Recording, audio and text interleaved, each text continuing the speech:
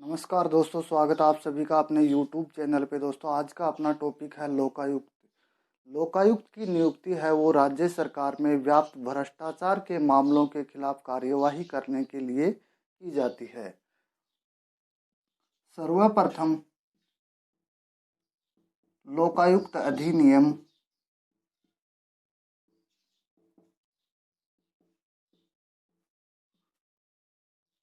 1970 में पारित हुआ।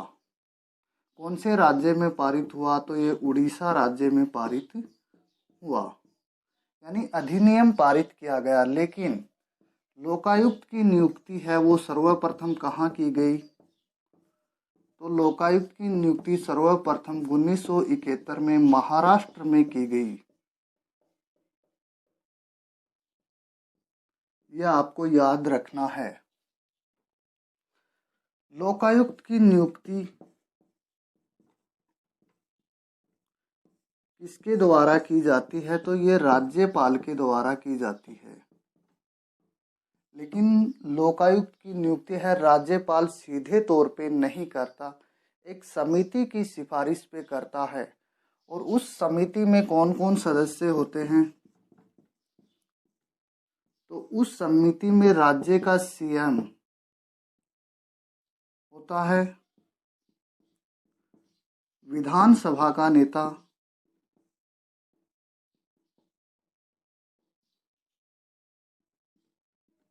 हाई कोर्ट का मुख्य न्यायाधीश,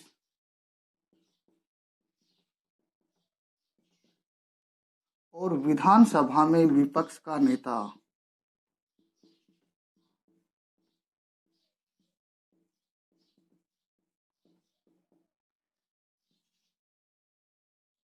इतने सदस्य होते हैं इस समिति में, और इस समिति की सिफारिश के बाद में राज्यपाल है वो लोकायुक्त की नियुक्ति करते हैं।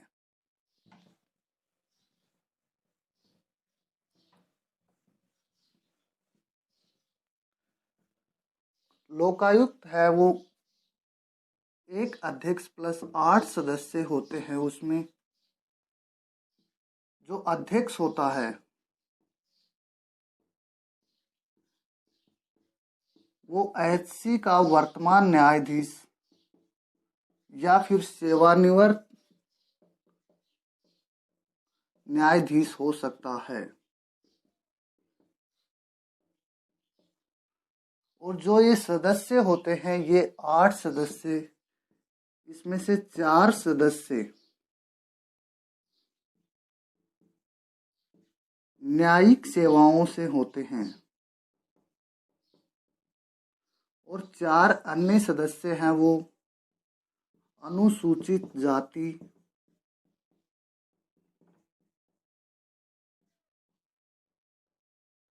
जनजाति व महिला हो सकती हैं। लेकिन इन सदस्यों की योग्यताएं क्या होंगी? इन सदस्यों की योग्यता नंबर 1 ये होगी कि वह व्यक्ति भ्रष्टाचार के मामलों में लिप्त नहीं हो। यानी व्यक्ति कैसा होना चाहिए? ईमानदार। दूसरी ये योग्यता आती है कि उस व्यक्ति का किसी भी राजनीतिक पार्टी से संबंध नहीं होना चाहिए, यानी वो राजनीति में नहीं होना चाहिए।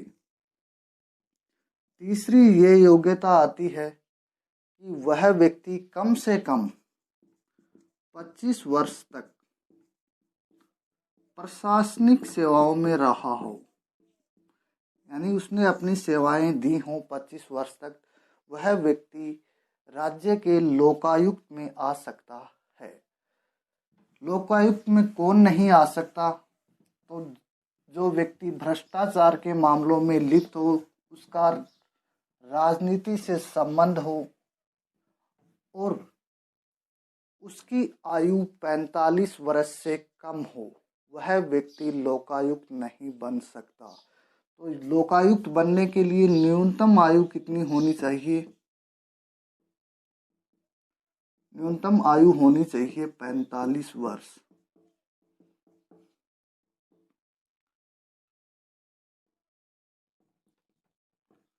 लोकायुक्त का कार्यकाल कितना होता है? तो लोकायुक्त का कार्यकाल है 5 वर्ष का होता है।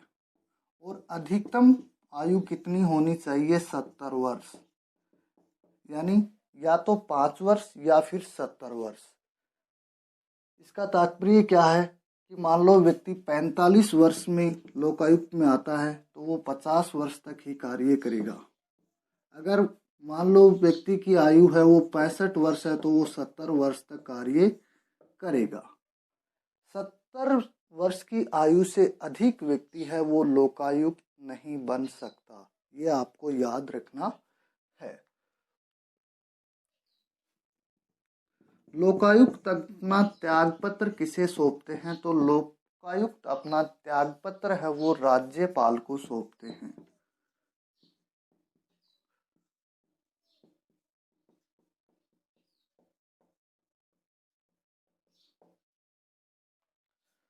अब देखते हैं कि लोकायुक्त की जांच का दायरा क्या होता है, कौन लोकायुक्त की जांच से बाहर रहता है और कौन लोकायुक्त की जांच के अंदर आता है। तो देखते हैं जांच का दायरा।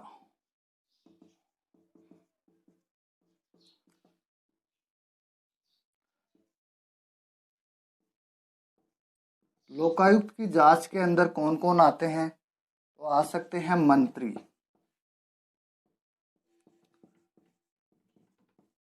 सरकारी कर्मचारी,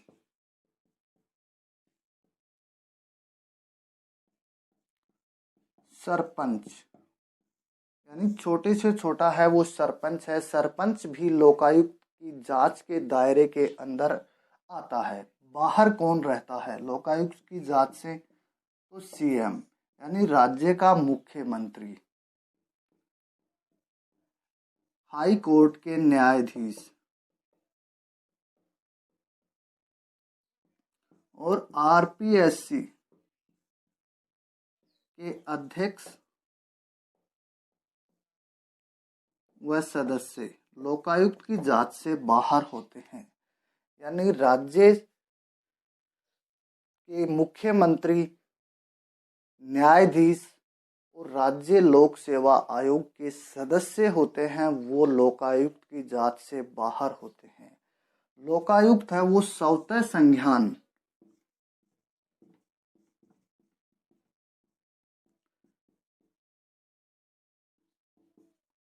सुमोटो के आधार पे कार्य करता है। स्वतः संज्ञान के आधार पर भी कार्य करता है और शिकायत करने के बाद में भी लोकायुक्त है वो जांच कर सकता है। लोकायुक्त कैसी संस्था है? तो लोकायुक्त का उल्लेख है वो हमारे संविधान के अंदर नहीं हुआ है, बाद में अधिनियम पारित करके ये व्यवस्था की गई है। तो जो व्यवस्था बाद में की जाती है तो आपको पता ही है कैसी संस्था होती है, गैर संवैधानिक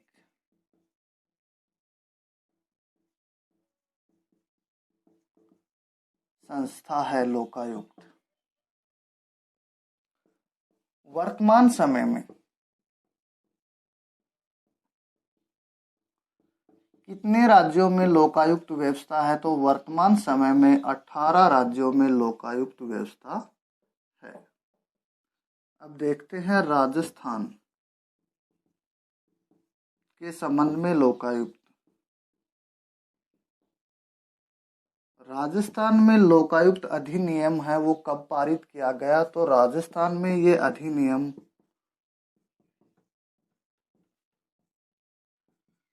सन 1973 में पारित किया गया।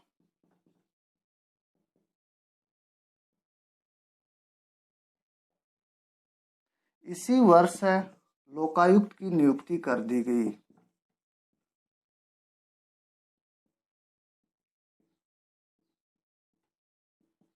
कब की गई? 1973 में ही।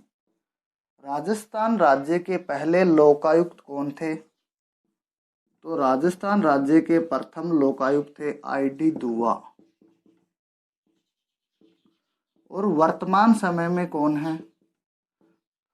तो राज्य के वर्तमान समय में लोकायुक्त हैं सज्जन सिंह कोठारी।